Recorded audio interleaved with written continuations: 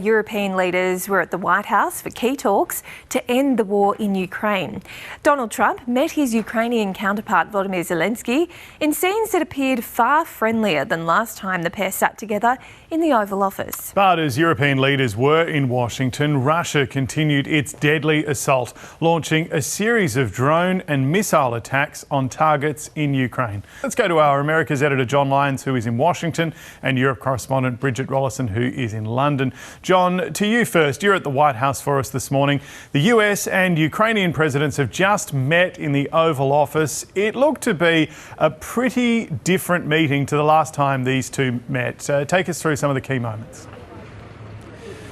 Well, James, as you say, we're coming to you live from the White House, where the leaders of those European countries and Donald Trump have just now gone into a meeting here in Washington. They had their Donald Trump and Volodymyr Zelenskyy had their meeting one-on-one, which was, as you say, much friendlier than the one in February, which led to that famous confrontation.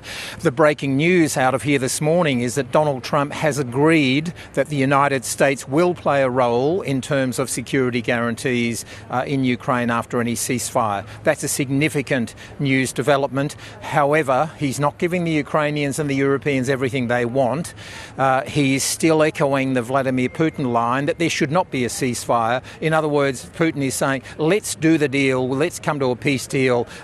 Why do we need a ceasefire on the way? The European leaders here this morning are saying, no, we do need a ceasefire. However, clearly Donald Trump has said, OK, I accept there won't be a ceasefire, but I am prepared to give an American security guarantee. So Ukraine's got part of what it's want, but not all of it. Even as those drone attacks are still launched on what appear to be civilian targets in parts of Ukraine. And John, this morning, what does President Zelenskyy need and want out of the meeting? Well, what Volodymyr Zelenskyy wants more than anything is those security guarantees, because his fear is that if they do come to a ceasefire with Russia, then in 6 or 12 months' time, Russia might re-invade. He's wanting that support from the United States. He did want to become a part of NATO, but Vladimir Putin is saying without condition that Ukraine will not join NATO. Now, many people would say, why should Vladimir Putin be able to dictate whether Ukraine joins NATO or not?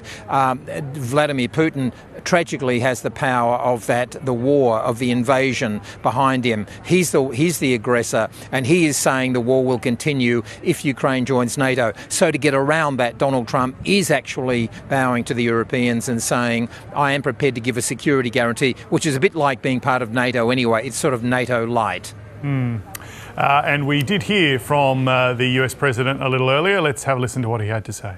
We'll have a trilat, and I think there will be a reasonable chance of ending the war when we do that.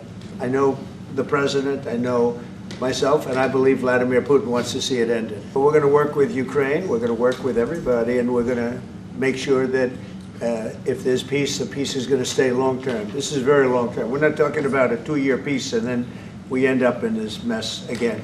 We're going to make sure that everything's good. We'll work with Russia, we're going to work with Ukraine, and we're going to make sure it works. That's Donald Trump speaking there in the Oval Office. And to you, Bridget, so what are the European leaders hoping to achieve out of this?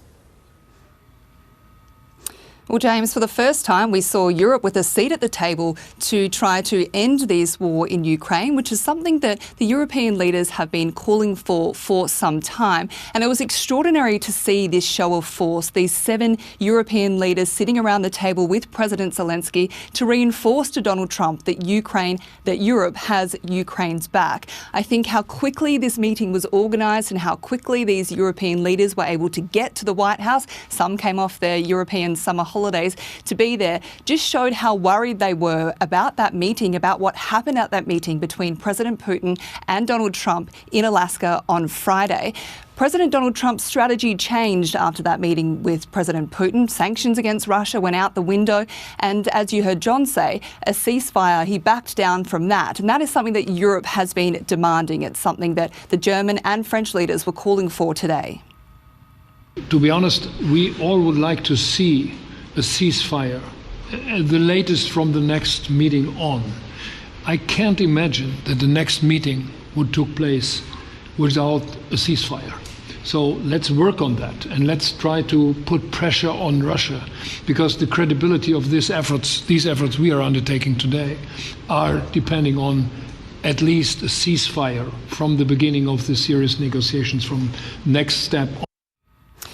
The real aim here for Europe is not just to defend Ukraine, but also to protect their long-term security. They have repeatedly said that international borders must not be changed by force. And the idea that a peace deal could be worked out if Ukraine gives up the Donbass region has Europe really worried, because if Russia is rewarded with land that it's illegally invaded, Europe is wondering where it might set its sights next.